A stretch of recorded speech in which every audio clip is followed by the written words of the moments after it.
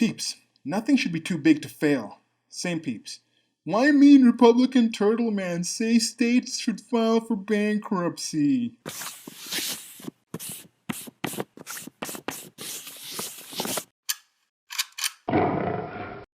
So this is a quick one. This is just about what Senator Mitch McConnell, who is serving as Kentucky's senior United States Senator and also Senate Majority Leader, he's a Republican. And with these different things of the United States government just injecting trillions of dollars in supposed protected money into the economy, this is before any of these things started, I just started thinking like, wow, there's going to be at least double digits of trillions of dollars just injected into just the United States economy, not even counting the rest of the world, and just the effect of that is going to be astronomical.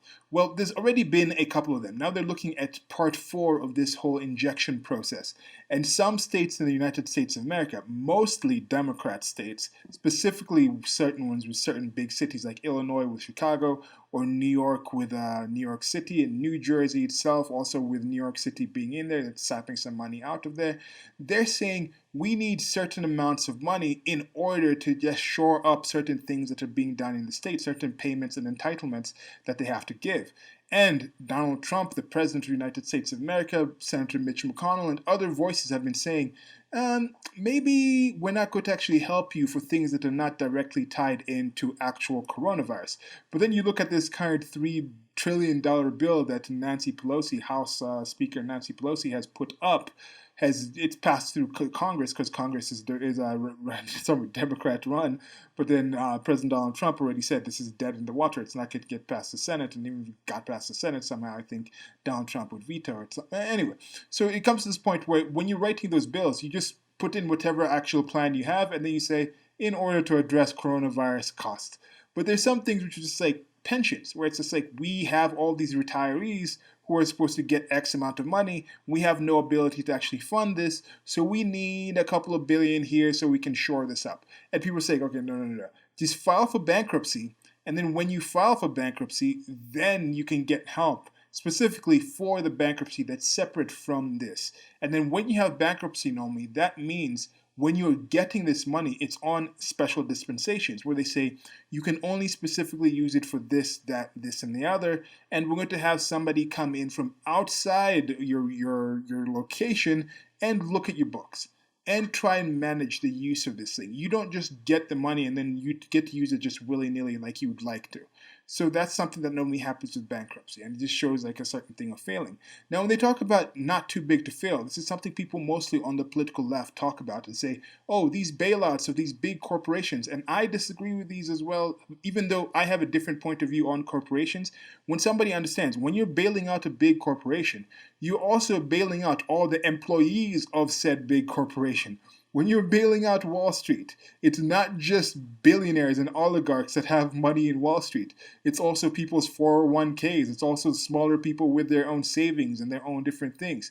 When people put money into the banks, unfortunately, also go and put that stuff into the stock market and do this and this. And all this chicanery, all this muckery that the state has done has maintained and created these monopolies and created these institutions that are just massive, that in a more competitive, freer market would not get to these points without actual levels of securing their ability to get to this size and having better ways to actually deal with the actual problems. Because a lot of people get to become this size because they know by just giving certain dispensations, giving certain payments, lobbying a certain way to certain politicians, they can get rules and laws where they become a parasitical, symbiotic kind of organism that relies on each other to stay alive and stay existing, so they know they'll be saved from actual failure.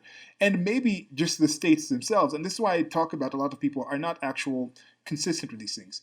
It's all about their own power. They say, this is not for me. I've talked about this in a separate one where I was talking about my oligarch, where it's like people seem to be against oligarchs. They say oligarchs are evil. Just because you make a lot of money doesn't mean we should listen to you. You're in the 1%. We should listen to you. You shouldn't have any say in my life. You don't understand me. And then Bill Gates comes around. What's his name? Jeff Bezos from Amazon comes out. These are like the top 1 or 2, top 3 richest people in the world, and then the top up there. They said Bezos might become an actual trillionaire right now with the growth in Amazon, and they say things that are towards the left. Bill Gates is talking about we need to stay home, we need to keep things locked down, we need these vaccines, we need this and this. And then those people who on some occasions say they dislike people just because you have money doesn't mean we should listen to you, all of a sudden embracing what Bill Gates is saying. Yeah, he knows what's up. We should listen to him. Look what Bill Gates said. The Gates Foundation. I'm like, well, he's an oligarch too. Well, anyway, so when it comes to this thing, they talk about these institutions are too big to fail. We already saw a bit of this with the people saying we should actually bail out the students. We should bail out student loans. And I've talked about this again in a separate one. People say, oh, the youth support us. The youth understand what it is. We should lower the voting age. And at the same time, the youth who did not understand what they were doing signing up with these loans. We should forgive the loans. They were tricked into this. Then couldn't they also be tricked into supporting you? Well, anyway, so you can't be too small to fail. You can't be too big to fail because the state itself is bigger than any corporation. There might be some corporations that are bigger than states right now. When you look at the actual economy, you look at the actual amount of money moving through certain corporations. And so, but they say that shouldn't be too big to fail, but you should be able to have to bail out the state. So this is just some hypocrisy that I've seen. I would rather they actually just, I don't know in the system, but what if it does go bankrupt? What does happen? But this is from actual mismanagement. This has been a lot of mismanagement, and a lot of these cities, a lot of the areas that are struggling, you will tend to see that these are predominantly Democrat-run places that have been run by Democrats for quite a long time, and this is something that seems to not go talked about as much as I would like.